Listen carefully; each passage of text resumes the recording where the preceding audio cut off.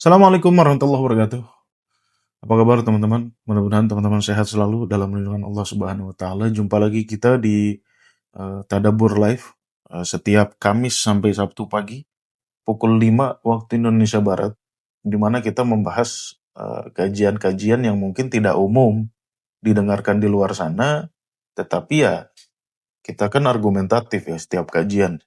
Nah, kajian kita nggak pernah kita ngerujuk apa kata orang, apalagi apa kata subjektivitas diri kita gitu ya. Nggak pernah.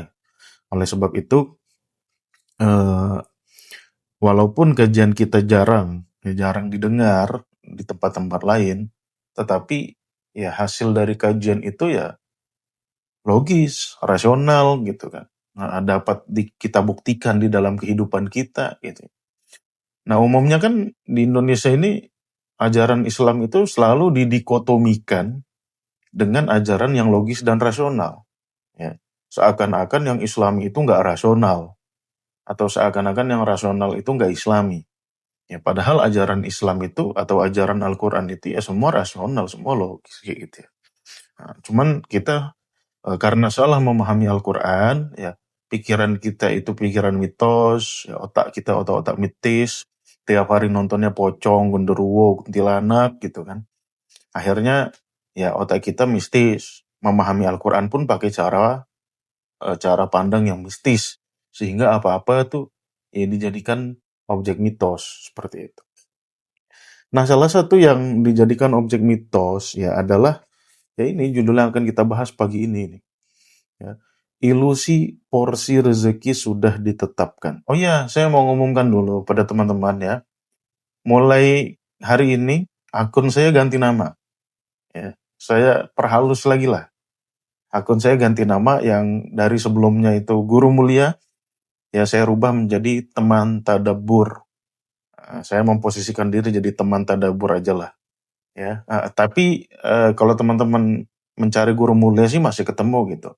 Cuman sekarang usernya saya ganti jadi Teman Tadabbur. Cuman usernya memang belum diganti. Usernya masih @gurumulia.id.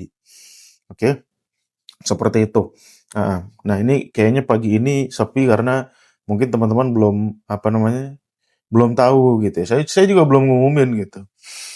Tapi kalau searching Guru Mulia sih harusnya masih nemu sih gitu ya, nggak nyasar ke yang lain-lain. Alright.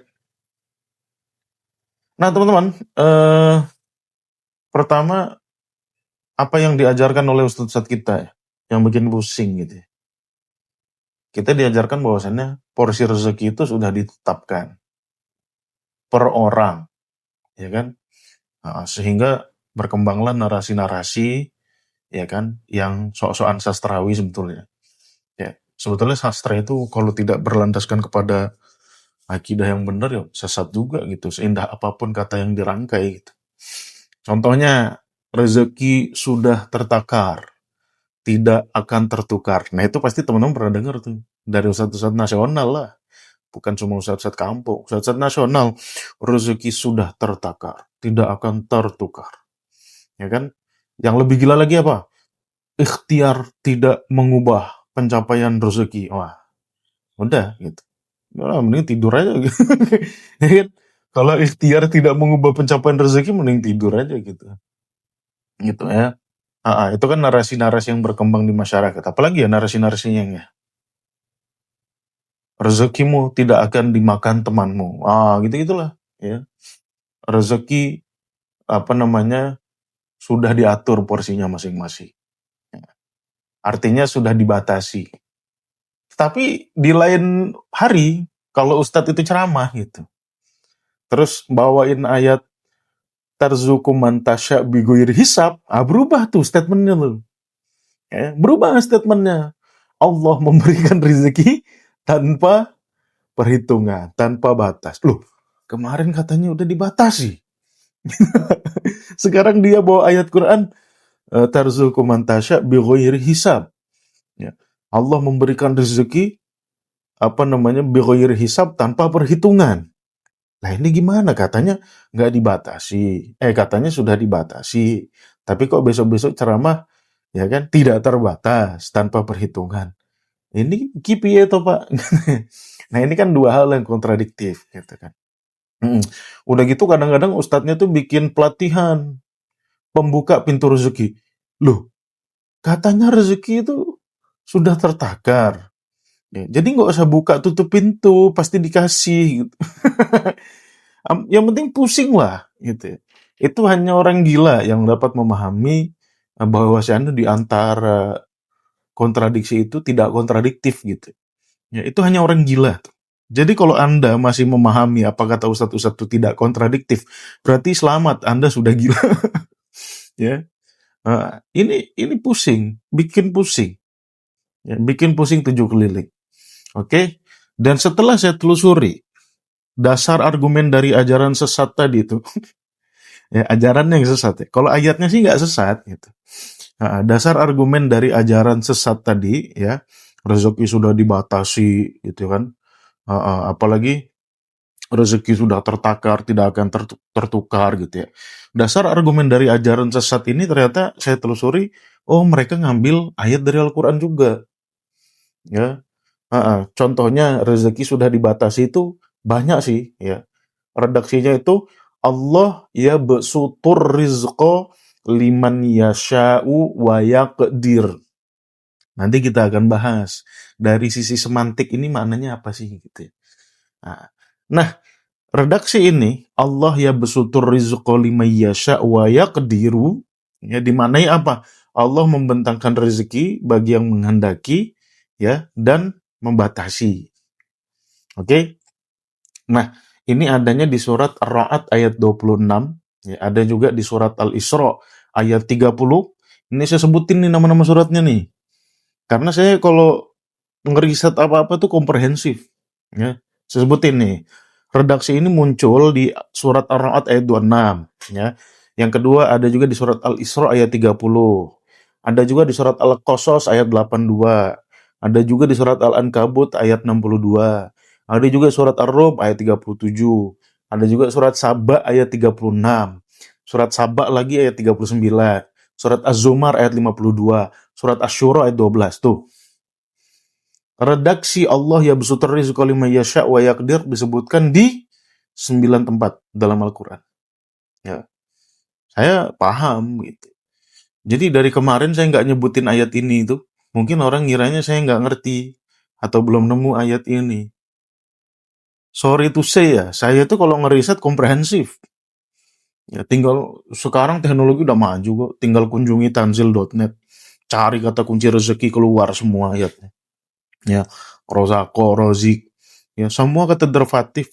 Saya paham ilmu sorof, derivasi kata rozako tuh apa aja.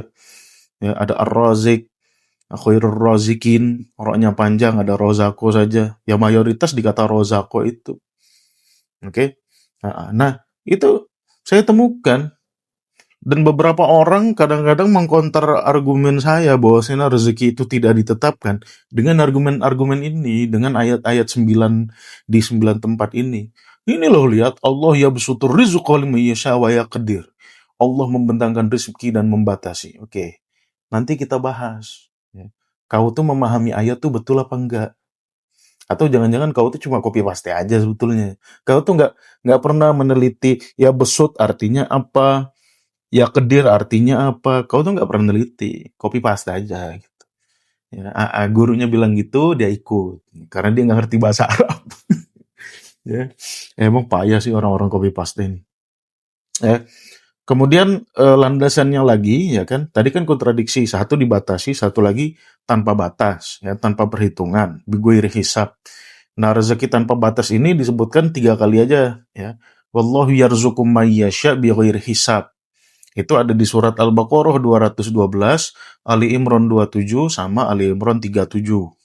Ya, itu apa namanya redaksi wallahu yarzuqu may yasha bighairi hisab, dan Allah memberi rezeki kepada yang dikehendakinya tanpa perhitungan. Oke? Nah, sekarang ya kan, ini kan dua redaksi ini seakan-akan kontradiksi gitu ya. Satu Allah bilang dibatasi, satu dibilang tanpa batas gitu. Nah, ternyata orang-orang yang membilang dibatasi itu salah konteks. Dia nggak ngerti konteksnya apa. Ya, oleh sebab itu, ya dasar argumen ajaran sesat ini kita akan hantam argumennya ya.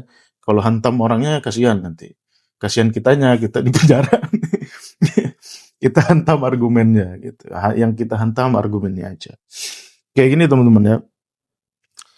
Eh Satu premis yang harus teman-teman pahami ketika ingin membahas tema dalam Al-Quran, kemudian sampai kepada kesimpulan, yang harus teman-teman tanamkan di benak teman-teman, yang harus dipegang terus sebagai prinsip adalah Al-Quran itu ayat, ya, realitas kehidupan juga ayat.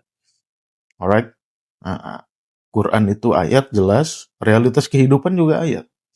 Dan keduanya ini Allah katakan sebagai hak. Ya, dua-duanya kebenaran mutlak, hak. Ya. Bukan kebenaran subjektif, bukan benarnya menurut kaum ini saja, enggak. Kebenaran kedua hal ini tuh mutlak, hak. Oleh sebab itu, dua hal ini nggak mungkin kontradiksi. Artinya apa? Segala kesimpulan yang kita ambil dari Al-Quran nggak mungkin bertentangan sama realitas kehidupan. Oke? Itu prinsipnya tuh, pegang teguh. Kalau kesimpulan teman-teman ya masih bertentangan, realitas dengan ayat Al-Quran masih bertentangan, itu artinya bukan ayatnya yang salah, bukan juga realitasnya yang salah. Ya, metode teman-teman ngeriset itu yang salah. Ya. Kalau teman-teman ngeriset, tapi kebanyakan kan kita copy paste aja, yang ngeriset juga enggak gitu kan. Menelusuri Al-Quran juga enggak, kebanyakan kita copy paste. Alright, ini ya jadikan prinsip.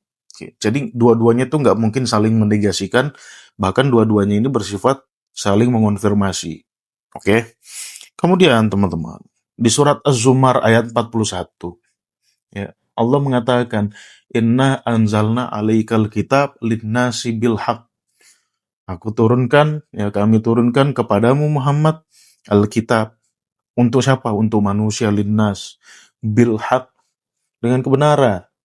Ya, hak. Famanih tada fali nafsihi. Yang setelah datangnya Al-Quran itu hidupnya beres, ya, Al-Quran ini dapat menjadi petunjuk bagi dia, ya, yaitu untuk dia, keberuntungan dia. Wa man dhalla fa innama yadillu 'alaiha. Ya, yang sesat, ya maka dia menyesati diri sendiri.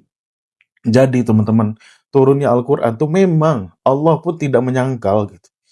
Petunjuk ini bisa membuat segolongan orang menjadi tercerahkan dan dapat membuat segolongan orang jadi sesat gitu. Sesat pikir.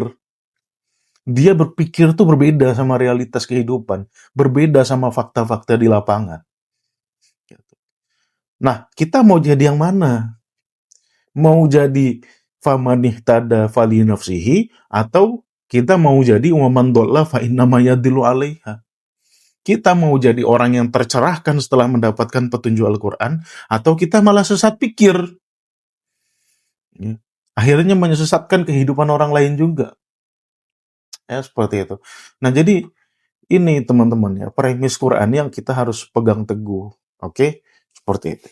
Nah, sekarang kita mentakwil. Ya, mentakwil. Takwil itu dari kata awwala yu'awwilu, artinya penjelasan secara kronologis. Oke? Seperti itu. Takwil, ya. Penjelasan itu akan menjadi sempurna kalau penjelasan itu kronologis dari awal terjadinya sampai terjadinya sesuatu. Itu namanya takwil. Ya, Allah nggak pernah menggunakan kata-kata tafsir. Nggak ada. Allah nggak pernah menggunakan kata tafsir. Kata tafsir itu digunakan untuk sesuatu yang ambigu, absurd, gitu ya. Nggak jelas. Nah, ayat-ayat Allah semuanya jelas. Ya, cuman ada waktu dan tempatnya dia akan menjadi lebih jelas. Ya, seperti itu. Oke, bahkan kata-kata tafsir itu di Quran cuma sekali disebutkan. Tapi hari ini coba lihat umat Islam. Apa perilakunya? Di mana-mana ngomonginnya tafsir, tafsir, tafsir, tafsir. Apa tafsirnya? Kau pakai tafsir apa gitu? Kapan Allah pakai kata-kata tafsir itu? Kau nggak mau tunduk sama Quran. Ya, kalau mau tunduk sama Al-Quran, pakai kata takwil. Ya, dan pahami juga kata takwil itu maknanya apa. Jangan dipakai-pakai aja. Ya. Nah, kata-kata tadabbur tuh banyak sekali yang pakai. Tadabbur, tadabbur, tadabbur. Kayak ngerti-ngerti yo mana tadabbur gitu kan. Heeh. Kalau saya pakai kata tadabbur ngerti, udah saya jelaskan di buku kuning saya tuh. Oh, ini orang-orang pakai tadabbur, tadabbur. ngerti juga enggak mana tadabur, tadabur, tadabur. Ngikut aja gitu kan. Suruh jelasin juga nggak tahu makna leksikalnya apa, ya kan? Makna referensialnya apa, nggak tahu paling dia. Sok tahu aja. Oke, seperti itu. Nah, ada yang mengatakan tadabur itu artinya merenungi. Bukan, tadabur itu bukan merenungi. Sok tahu kau, ya. Kita hantam-hantam aja. Hantam argumen. Oke. Pertama, ya kita takwil, kita coba kronologis. Kemarin kan udah saya jelaskan ya, bagaimana rezeki itu prosesnya secara alami, secara natural, ya sesuai dengan alam itu udah saya jelaskan kemarin. Bagi anda-anda yang nggak ikut live kemarin, yang nggak tahu penjelasannya. Ya, nggak tahu takwilnya, ini loh, nggak tahu takwilnya anda. Dan anda nggak bisa ngakses rekaman. Gitu ya. Karena rekaman itu saya khususkan untuk teman-teman Tadabur Institute aja. Iyalah, biar eksklusif untuk teman-teman yang sudah mau belajar gitu kan. Sungguh-sungguh ikut kelas ya. Bahkan mereka ikut ngebandani studio gitu kan. Udah buat mereka aja. Buat orang luar udah lah gitu ya. Lebih baik kita fokuskan kepada pasukan kita sendiri. Oke? Nah, kemarin kan terakhir kita bahas tuh surat Al-Baqarah ya, ayat 22. Huwallazi anzala minas sama'i ma'an. Allah menurunkan dari langit air. Fa akhraja bihi minat samarat rizqal lakum. Dengan air inilah akhirnya muncul samarat, buah-buahan yang menjadi rezeki untuk kalian. Jadi yang dimaksud rezeki itu sebetulnya makanan, minuman, hal-hal yang dapat membuat kita tumbuh dan berkembang. Subsistence itu makna rezeki gitu ya. Yang memaknai rezeki anak, istri ya silahkan infakkan anak dan rezekimu. Ya anak dan istrimu, karena salah satu kriteria rezeki itu bisa diinfakkan. Nah, kalau kita masih menganggap anak rezeki, istri rezeki, punya anak 5 kau infakkan 1 sana gitu. Atau punya istri 4 infakkan 1 sana. Ya, nggak mau diajak konsisten dalam berakidah gitu ya. Oke. Nah, ini kan ketersediaan rezeki ada di alam, ya kan? Kita kan ya makannya benda hidup juga. Namanya makhluk hidup tuh ya makannya sesuatu yang hidup gitu kan. Manusia ya makan makanan kita ya kalau nggak tumbuhan hewan gitu kan. Kalau nggak tumbuhan hewan gitu. Ya tumbuhan itu sebetulnya termasuk kingdom plantae, kingdom fungi. Tahu fungi ya, jamur. Kingdom animalia ya kita makan juga gitu ya. Jadi teman-teman, ketersediaan rezeki ada di alam dan inilah yang dijamin oleh Allah Subhanahu wa taala. Oke. Oleh sebab itu, Allah berfirman di surat Hud ayat 6. Ini surat yang sering dipakai nih sama ustaz-ustaz nih. Ya. Tetapi apa yang dia pahami itu berbeda dengan realitas. Gitu ya. Apa ayatnya ya? Yang sering kita baca lah. Wa ma min dabbatin fil ardi illa 'alallahi rizquha wa ya'lamu mustaqarraha wa mustaudaha. Ya. Tidak ada satu yang melata pun di dunia ini kecuali ya kepada Allah lah jaminan rezekinya. Ya. Nah, apa yang dijamin? Yang dijamin tuh ketersediaannya di alam, bukan dijamin masuk muncong kita gitu. Jadi pahami secara benar gitu ya. Apa yang Allah maksud dalam ayat ini. Pahaminya secara realistis gitu. Ya kan? Buktinya apa? Buktinya ketika manusia lahir pertama kali di muka bumi ini, yang melalui evolusi panjang, makanannya sudah tersedia. Tumbuhan sudah tersedia. Hewan-hewan yang dapat kita konsumsi sudah tersedia. Ya, apalagi kita-kita yang hidup di pertengahan evolusi manusia gini, ya udah enak gitu kan. Makanan-makanan kita nggak perlu cari di alam lagi, tinggal cari di supermarket, bayar pakai duit gitu kan. Oke. Nah, jadi kalau kita lihat surat Hud ayat 6 ini, jaminan rezeki itu jaminan ketersediaan, bukan jaminan masuk moncong. Alright? Karena proses rezeki masuk moncong itu harus pakai usaha. Ya, harus pakai usaha. Minimal. Kalau depan rumah teman-teman ada pohon mangga tuh. Ya mangga itu harus dipetik dulu pakai tangan. Gitu. Kalau nggak jatuh busuk, nggak bisa dimakan. Gitu ya. Itu minimal. Alright? Nah, jadi ini loh yang dimaksud dengan jaminan rezeki itu ya. Jangan teman-teman pahami jaminan masuk moncong, porsinya sudah ditakar tiap orang, enggak. Ya, jaminan ketersediaannya di Allah. Alright? Ini takwil selanjutnya, takwil yang pertama dari rezeki ini, ketersediaannya yang dijamin sama Allah, ya, bukan masuk moncongmu berapa banyak, ya, seperti itu. Ya kalau masuk moncong berapa banyak ditentukan sama Allah, Allah nggak ngelarang kita walatus rifu. Ya. Di ayat lain kan Allah bilang, Kulu mimma fil ardi halalan toyiban. Makanlah ya apapun yang ada di bumi yang halal dan toyib. Ya, wala tusrifu. Jangan berlebihan. Artinya bisa kita kelebihan rezeki itu bisa gitu loh. Ya. Enggak ada Tuhan batasi itu enggak ada.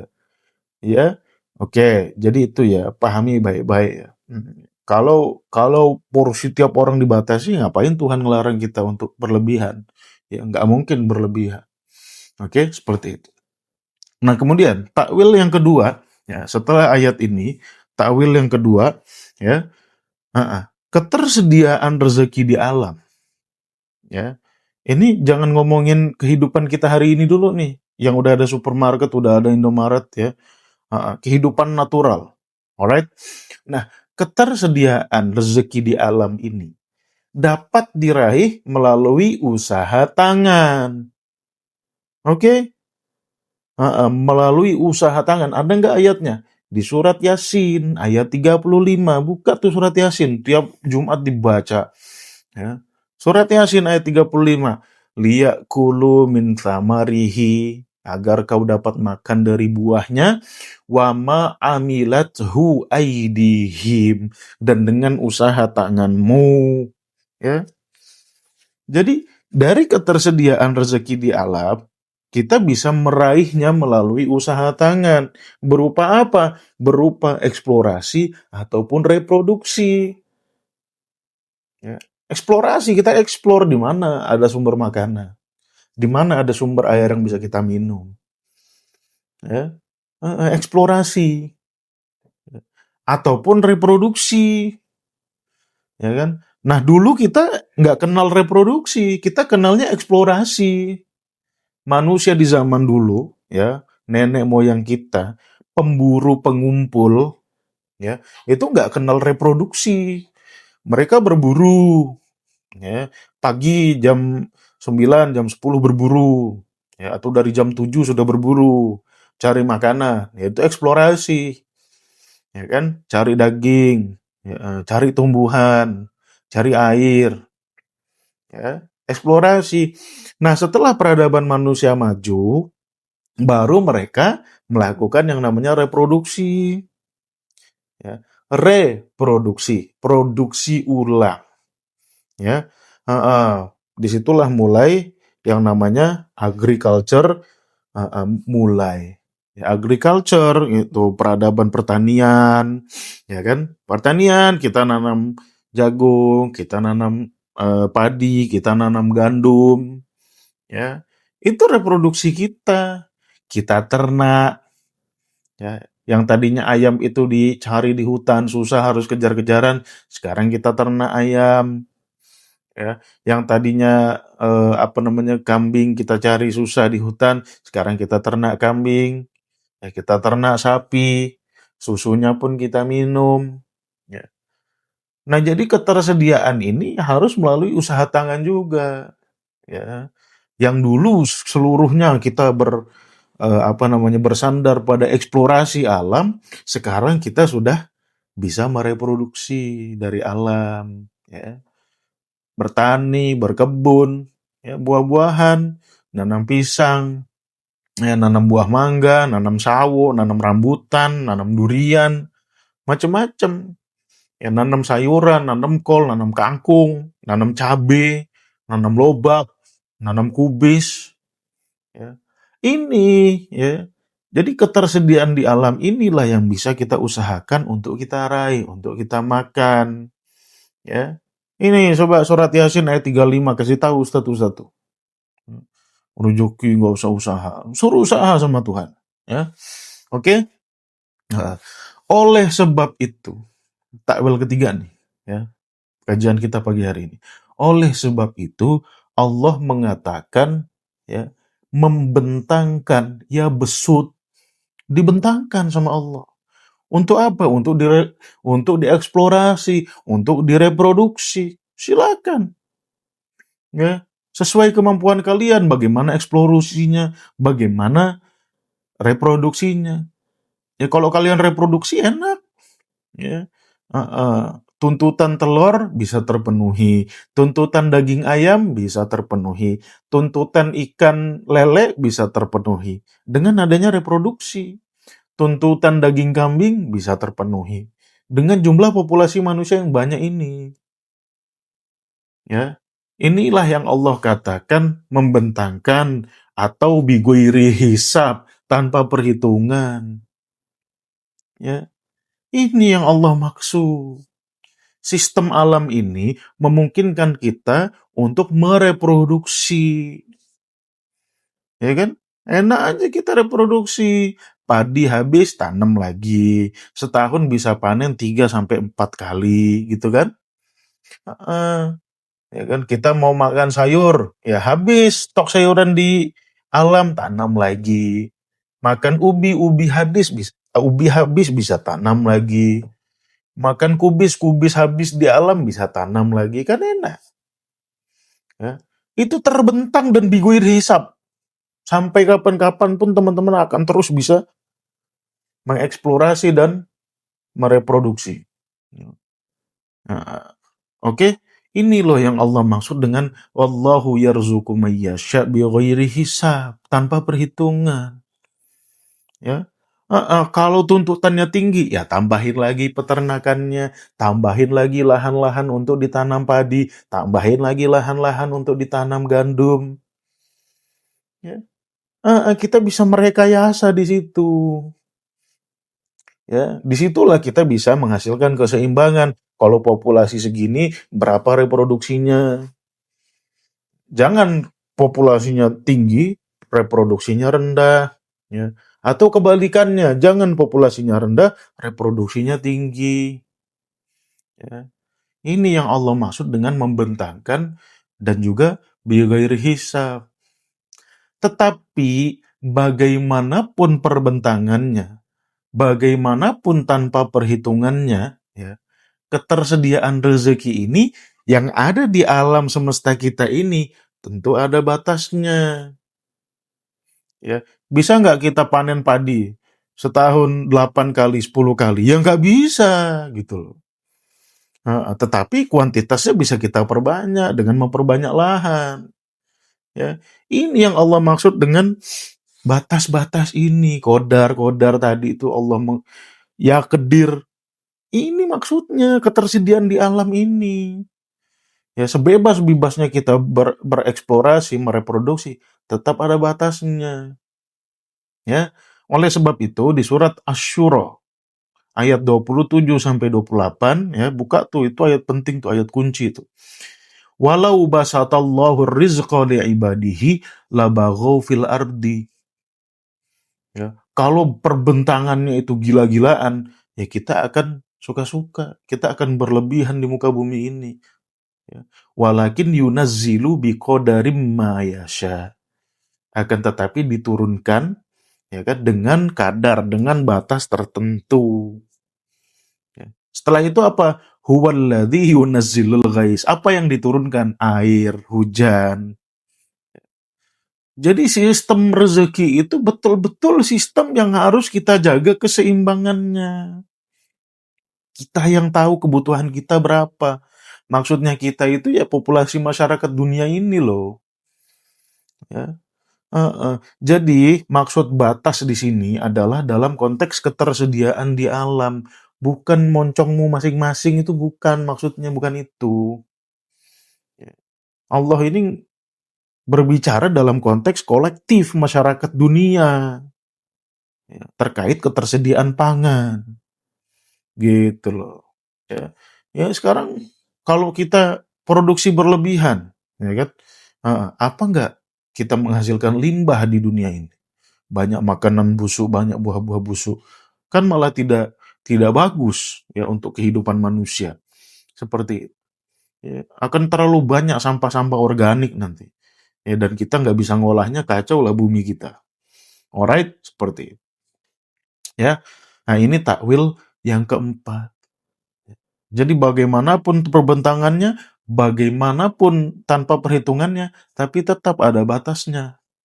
Ya, dalam konteks ini. Oke? Ini yang menyangkal-menyangkal ini udahlah. Anda nggak mampu berpikir logis.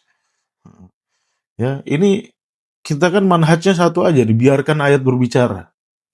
Ya. Dan otak kita stay waras. Gitu. Jangan otaknya gila gitu kan. Seperti itu. Oke? Nah, ini yang dimaksud Allah ya kedir membatasi itu maksudnya. Oke?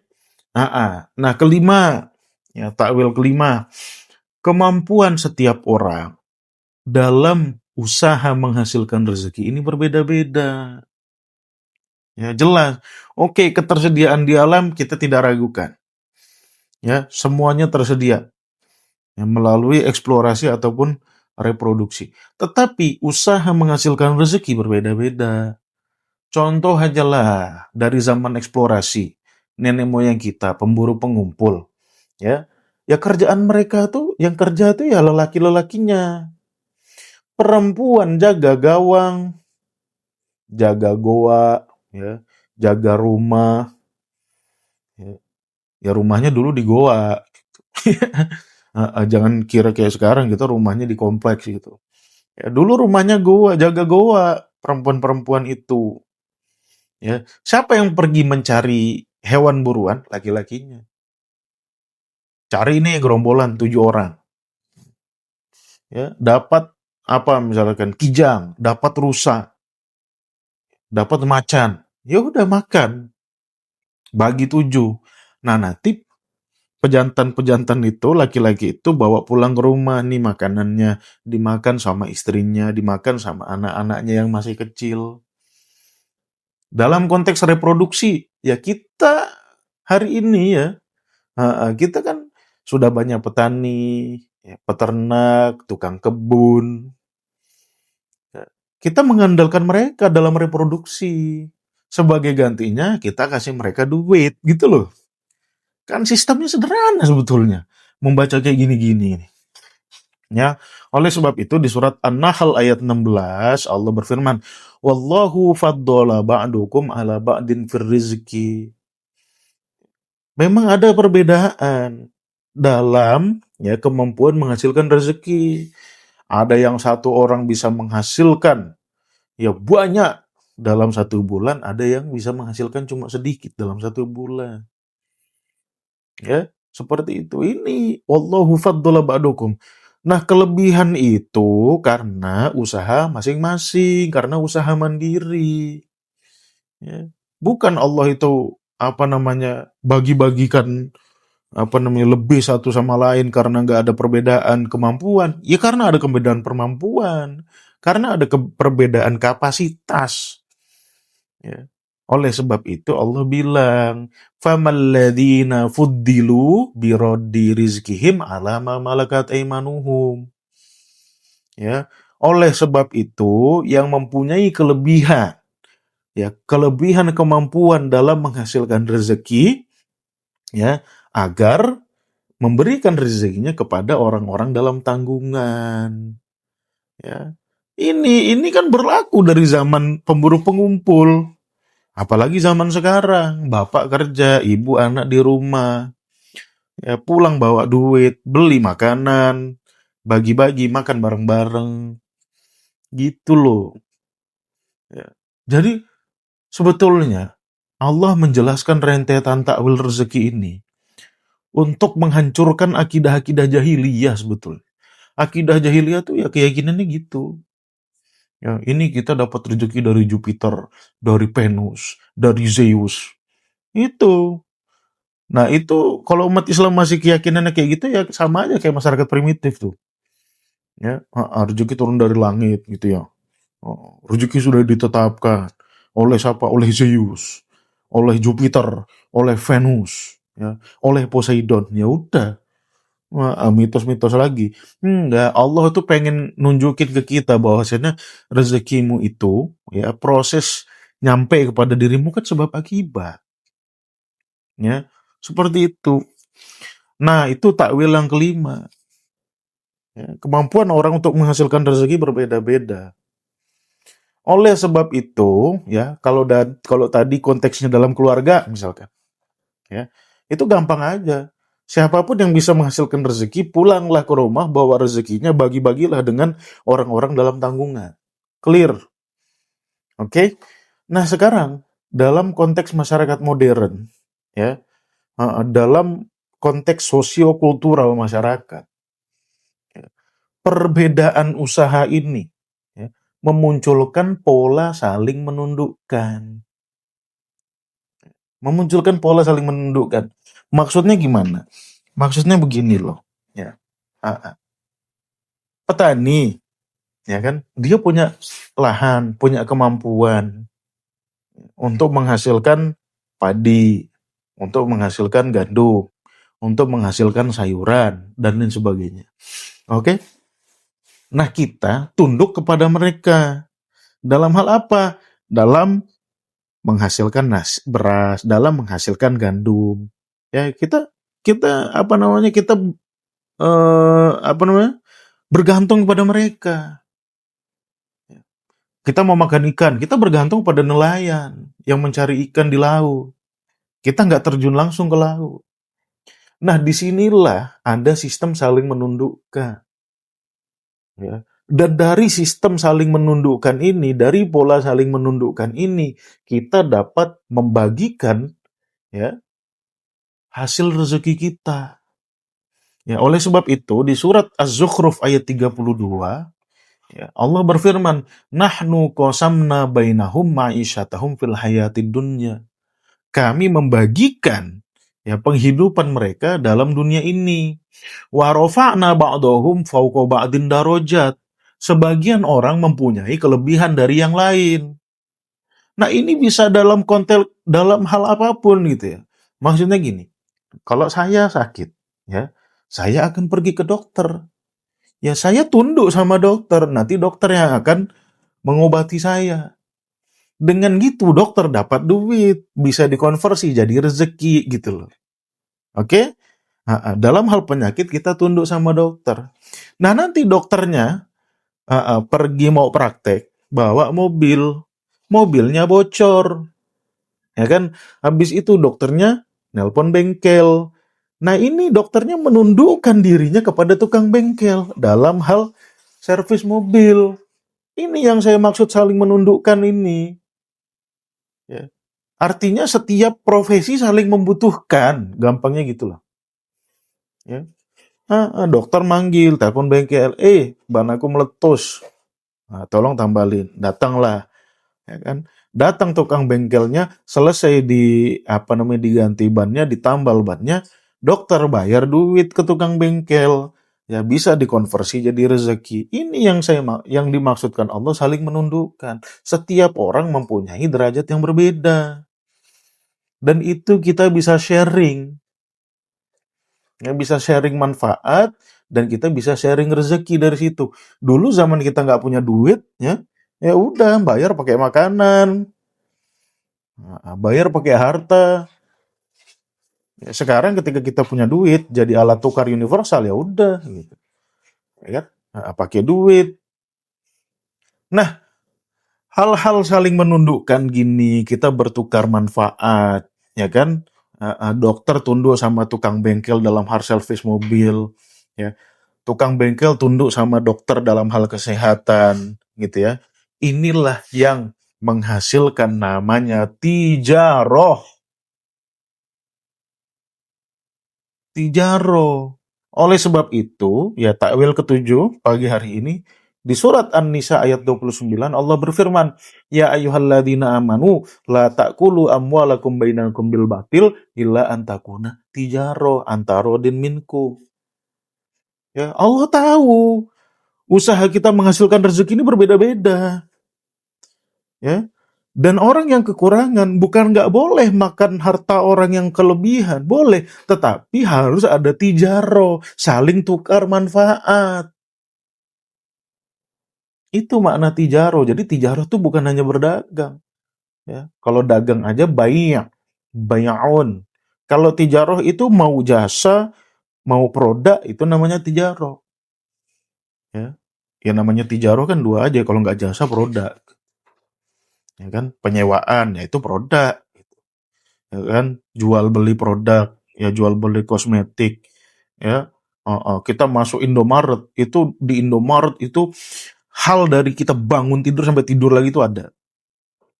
Ya, itu jual produk. Ada lagi jual jasa. Ya, kayak bengkel tadi. Ya produknya paling apa sih gitu kan. Kalau tambal mobil paling kecil apa segala macam gitu ya. Tapi ada labornya, ada jasanya yang kita bayar. Inilah yang dimaksud dengan tijaro. Orang miskin boleh nggak makan dari orang kaya? Boleh, asalkan kerja sama orang kaya itu jadi ART, bantu bangunin rumahnya, bantu jagain anaknya jadi babysitter. Boleh, gitu. Itu namanya tijaro. Ya dengan sistem saling menundukkan. Inilah yang Allah maksud dengan pembagian rezeki, saling menundukkan dengan tijaro. Oke? Nah, setelah itu ya, kalau dalam tijaroh kita istilah kata bertukar nilai, ya. Setelah itu rezeki kita masih berlebih, ya. Sesuatu yang kita dapat konversi jadi rezeki itu masih terlalu banyak, ya, karena kemampuan kita menghasilkan rezeki itu luar biasa. Disitulah Allah memerintahkan kita untuk berbagi. Wa mimma rozaqnahum yunfikun. Jadi infak itu ada dua. Yang satu infak kepada ya pembagian rezeki kepada orang dalam tanggungan tadi, ya di surat apa tuh? Di surat An-Nahl ayat 16.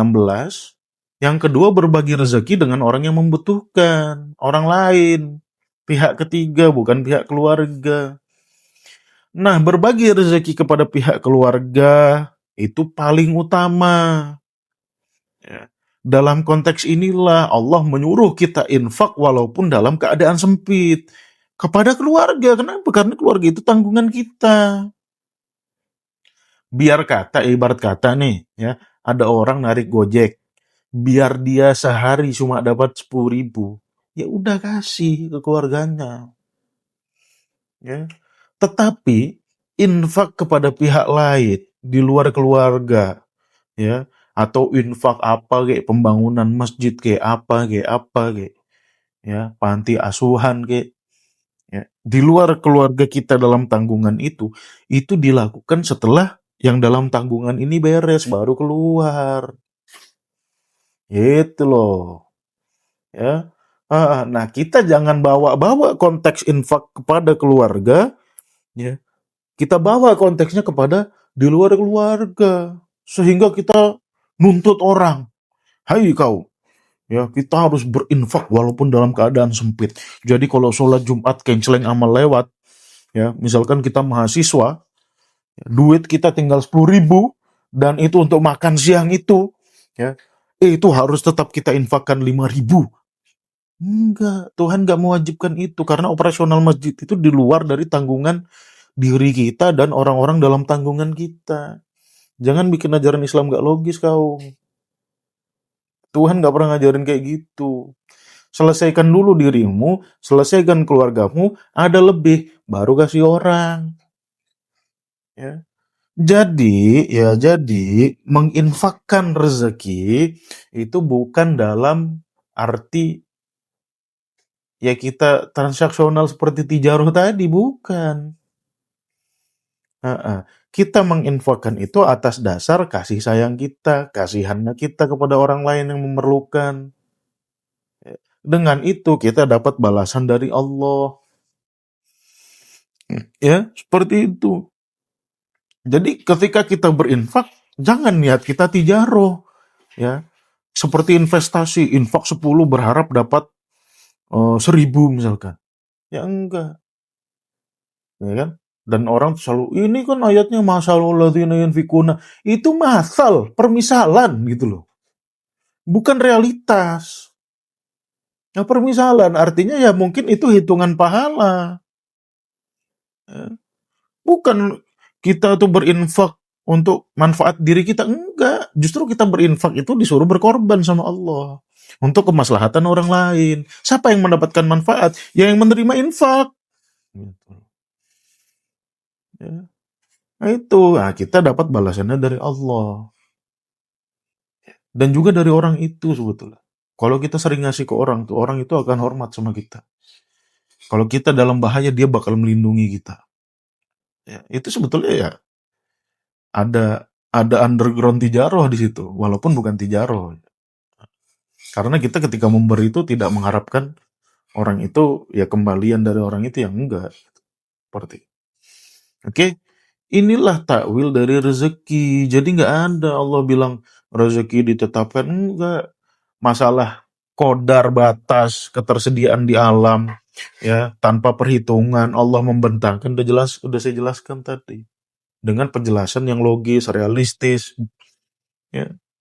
Bisa diajarkan ke orang manapun, ke orang Jerman, ke orang Turki, ke orang Brazil, percaya mereka. Kalau kita ngomong rezeki sudah ditetapkan, ya cobalah dakwah sama orang Itali sana. Apa nggak diludahin sama orang Itali? Nah, sedangkan petunjuk Tuhan ini apakah hanya untuk kamu? Kan enggak, untuk seluruh manusia. Hudan linnas. Gitu loh. Ya. Jadi, kalau ayat sudah berbicara seperti ini, realitas pun klop dengan ayat gitu ya. Ngapain lagi kita masih ngomong rezeki sudah ditetapkan, bikin orang tambah malas aja. Apalagi ada yang ngomong ikhtiar tidak mengubah pencapaian rezeki. Ah, tidur aja lah coba lo. Coba tidur aja tiap hari. Ayo, saya tantang. Coba tidur. Bahkan ada yang ceramah tuh. Kaget saya dengarnya. Ustadz, yang penting ada Ustadz nasional lah. Gerakannya pun gerakan nasional saya lihat itu. Ngomongnya apa? Ya. Di Quran tuh nggak ada Pak. Ayat suruh kita disuruh kerja itu.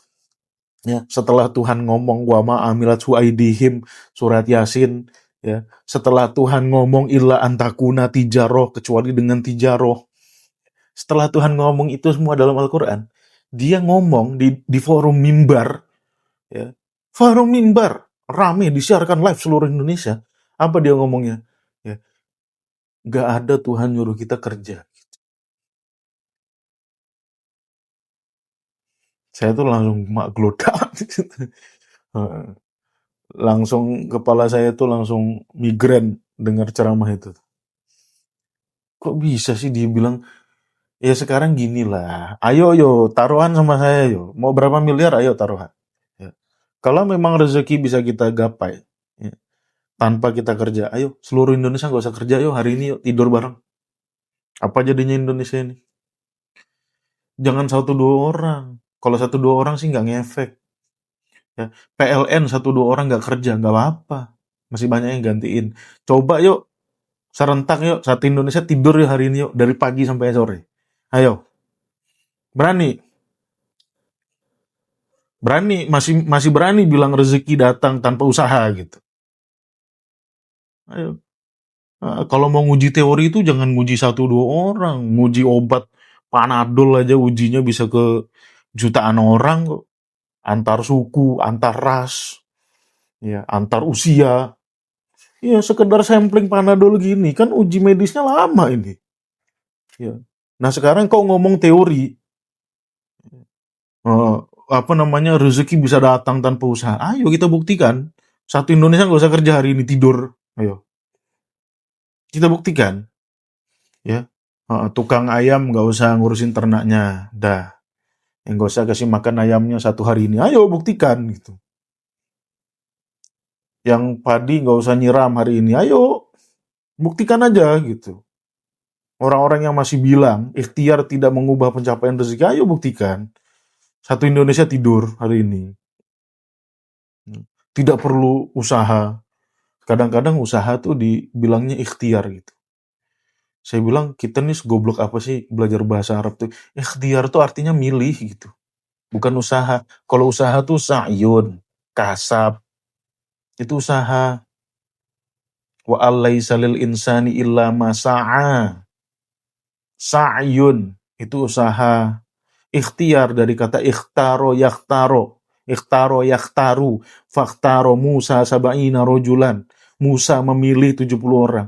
Ikhtiar itu artinya milih, bukan usaha. Tapi di otak orang Indonesia tuh ikhtiar tuh dimana usaha. Saya bilang, ini kok koplo bener gitu ya. Siapa sih yang ngajarin gitu?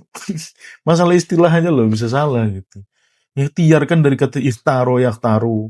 Ada sholat istikhoro, ya, minta pilihan. Ya. Ikhtiar diartikan usaha. Ya. Kamu tuh pakai bahasa Arab yang mana gitu. Nah inilah apa takwil dari rezeki. Jadi harusnya umat Islam itu giat, gitu. Ya giat, semangat dalam mencari rezeki. Ya, rezeki itu relatif, nggak pernah rezeki ditentukan. Ya relatif dari usaha kita, ya, dari pemberian orang, ya, relatif. Pemberian orang apakah statis yang enggak? Ya. Hasil usaha kita apakah statis? Ya mungkin orang gaji kantoran statis gitu kan, tapi lebih banyak yang nggak statis. Ya, kita buka usaha kan nggak mungkin stabil. Ya tiap hari pasti beda pemasukannya, kadang jackpot, kadang sepi. Ya itulah hidup gitu loh. Ya, seperti itu. Oke. Nah, jadi itulah takwil tentang rezeki. Jadi nggak usah ngomong lagi rezeki sudah ditetapkan, nggak ada yang menetapkan. Tuhan nggak bilang ditetapkan. Ya, lihat tuh ayat-ayat sudah berbicara bagaimana Allah menjelaskan rezeki kita tuh datangnya dari mana. Ya, bagaimana kita mengelola rezeki kita.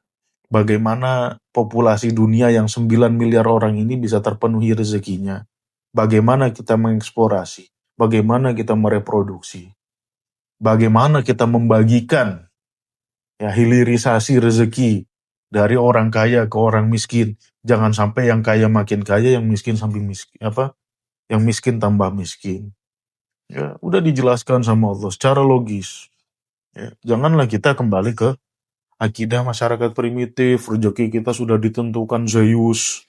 Ya oleh sebab itu kalau Zeus apa namanya ngamuk kau nggak dapat rezekinya, enggak, ya. Enggak ada hubungannya. Selagi kita mampu, jadi urusan rezeki itu urusan sebab akibat, bukan subjektivitas Tuhan. Alright, seperti itu teman-teman. Kajian kita pada pagi hari ini.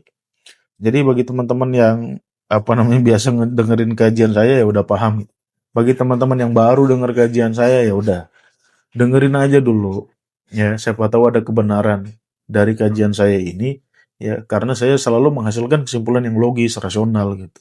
Enggak, saya kalau udah saya tampilkan di live gini pasti risetnya sudah mendalam, pasti risetnya sudah komprehensif.